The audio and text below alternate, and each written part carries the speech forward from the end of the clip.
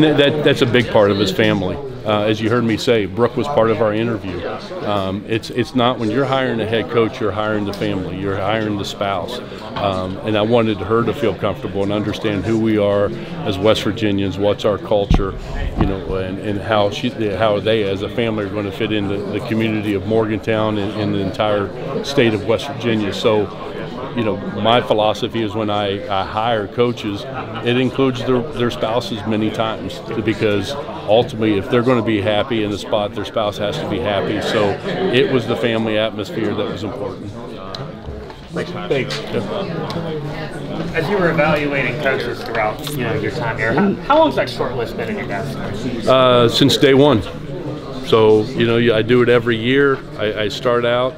Hopefully I don't have to have the list for a while here, but from day one, you have the coaches that you would be interested in. You keep that list of 5 to 10. You kind of keep on them. There's some that you scratched from year to year. You scratch because they've already gotten jobs and moved elsewhere, or their performance starts changing, or something's happened that maybe they're not quite a fit here. So each summer I pull that list out at my football folder, and I pull it out, look at the list, update it, say this person stays on it, let's add this person, and so that I'm prepared when the time comes. What time did Neil Brown make his way onto that list? What time? Yeah. Probably after his first year at Troy and the 10-win, or second year at Troy with the 10-win season, and it was kind of like, I got to start looking at him a little bit. Was that just an anomaly? The first year, I can't remember, it was a losing record.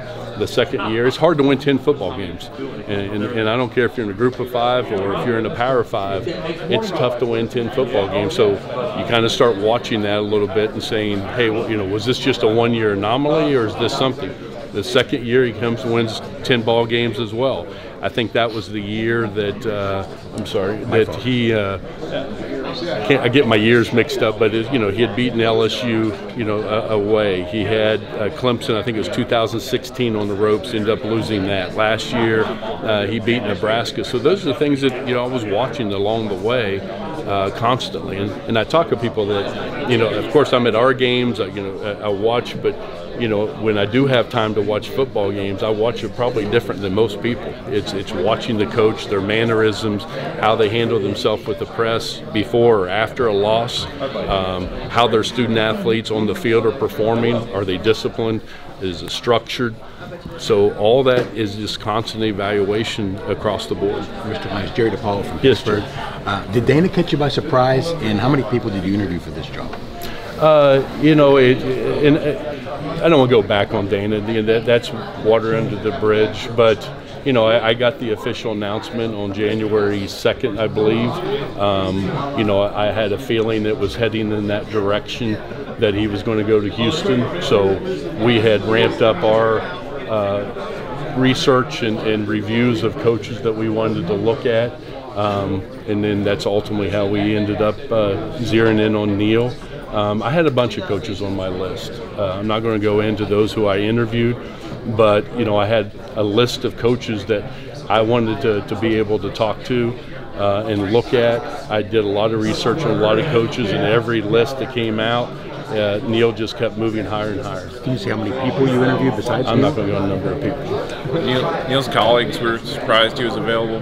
Were you surprised he was available? Yeah, I was kind of, a little bit surprised. Obviously, you're watching some other searches that were out there, and you're thinking, hey, is my guy that it's on my list. I didn't know he was on he was on the list, how high he was going to go. I didn't have that at that time, but it was just a matter of, when our position became available, the good Lord works in mysterious ways, and he was still available as a coach, and we went after him.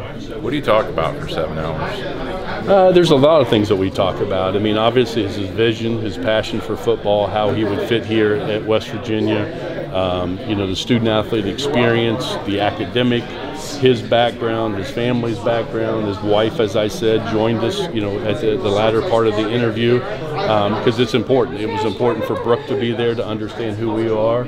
as a program and get to understand who she is as a person as well. Because when you're hiring the coach, you're hiring their spouse and you're also hiring their family. So we want everybody to come in and you know, put their arms around what we have here at West Virginia and the culture that we have. So it was a quick 7 hours, honestly. We started at 10 o'clock in the morning and finished up at 5 o'clock. And you know, you looked at your watch and thought, wow, you know, that was a quick, you know, 7 hours.